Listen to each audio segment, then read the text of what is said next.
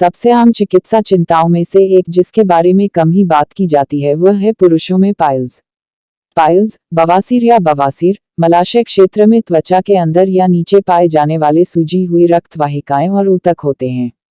यदि किसी व्यक्ति को बैठने के दौरान गुदा में असुविधा महसूस होती है या शौच के दौरान दर्द होता है या मल में खून आता है या कभी कभी गुदा में खुजली होती है तो उसे बवासीर हो सकता है। आज हम इस इलाज संबंधी इसके उपाय और निदान किस तरह से होते हैं आइए जानेंगे सुप्रसिद्ध piles surgeon doctor Sanket Dubey से।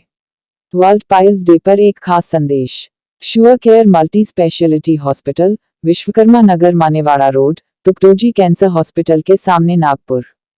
दर्शकों, इस वक्त हमारे समक्ष है sure care multi speciality hospital and laser pile centre के डायरेक्टर डॉक्टर संकेत दुबे। आप एक पाइल सर्जन हैं। सर नमस्कार, हमारे चैनल में आपका स्वागत है। नमस्कार सर, हाल ही में वर्ल्ड पाइल्स डे सेलिब्रेट किया गया। आप ये बताइए कि काफी लोगों में जो यंगस्टर्स है, जंक फूड है, लो इम्यूनिटी है, उसकी वजह से पाइल्स की प्रॉब्लम्स काफी आ रहे हैं। तो आप बताइए कि किस तरह के पेशेंट्स आपके क्लिनिक में आते हैं इस बारे में। सर, बेसिकली अभी पाइल्स की जो समस्या है वो इतनी वास्ट हो चुकी है और जैसे जो अपन जो खाते हैं, जो हम खाना खाते हैं, जो इंडाइजेशन होता है, जो अपन जैसे स्पाइसी फूड ज़्यादा खाते हैं, जंक फूड ज़्यादा खाते हैं, घर का खाना कम खाना और होटल्स में ज़्यादा खाना, इसके वजह से पाइल्स की समस्या दिन ब दिन प्रतिदिन बढ़ती ही जा रही है। सिर्फ यंग स्टार में ही नहीं, आजकल 2 से 3 साल के जो बच्चे हैं उनमें भी पाइल्स, फिशर, इनकी समस्या बढ़ रही है और उनके कारण उनको काफ़ी दिक्कतें हो रही है। दिक्कतें उनको जैसे संडास करने में उनको दिक्कतें होना, उनको ब्लड्स जाना, उनको तकलीफ होना, ये दिक्कतें बहुत ज़्यादा बढ़ रही हैं। जी बराबर है, जो यंगस्टर है जो जिम लगा रहे हैं, जिम में अपनी बॉडी बहुत जल्दी ग्रो करने के लिए जो प्रोटीन्स ले रहे हैं, अलग अलग विटामिन, प्रोटीन, अलग अलग दवाई जो खा रहे हैं, उसके कारण अपनी बॉडी में अंदर में जैसे हीट बढ़ती है। हीट बढ़ने के कारण क्या होता है, जो पाइल्स मास है वो पाइल्स मास धीरे धीरे बाहर निकलते हैं। मोशन के लिए प्रोटीन ज़्यादा लेने की वजह से कॉन्स्टिपेशन होता है। कॉन्स्टिपेशन होने की वजह से अपने को मोशन करने में दिक्कत होती है। जब फिर पेशेंट जोर लगाता है, जोर लगाने के कारण जो उनकी स्पिंटर मसल रहती है, जो स्पिंटर मसल जो कॉन्ट्रैक्ट हो गई है वो रिलैक्स नहीं होती है। उसी कारण फिर उनको फिशर होता है और फिशर होता है और आफ्टर दैट ब्लीडिंग होती है, पेन होता है। ऐसी काफ़ी समस्या उनमें बढ़ रही है। जिम्स लगाने में जब हम हेवी वेट उठाते हैं तब हमें वहाँ पे प्रेशर ज़्यादा लगता है। ये भी चीज़ें उससे सर, पाइल्स के 4 स्टेज हैं, जिसमें फर्स्ट स्टेज आता है। फर्स्ट स्टेज में जनरली पाइल्स मास बहुत छोटा रहता है।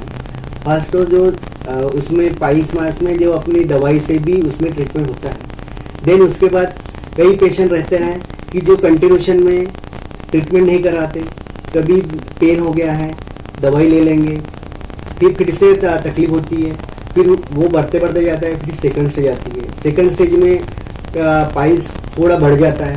वो भी स्टेज रहती है कि अगर अपन ने डाइजेस्ट बराबर किया, डाइट बराबर भी प्रॉपर फॉलो किया, अपन ने हरी सब्जियां खाई, फल फ्रूट ज़्यादा खाए, फाइबर वाली चीज़ें ज़्यादा खाई, तो फर्स्ट और सेकंड डिग्री के जो पाइल्स है उसमें अपने को राहत मिलती है। उसके बाद आती है थर्ड स्टेज आती है। थर्ड स्टेज में ऐसा रहता है कि जब पाइल्स मास बढ़ गया है तो फिर पेन होना स्टार्ट हो जाता है, ब्लीडिंग होना स्टार्ट हो जाता है। वो समय में भी अगर अपन ट्रीटमेंट करते हैं तो अपने को राहत मिलती है।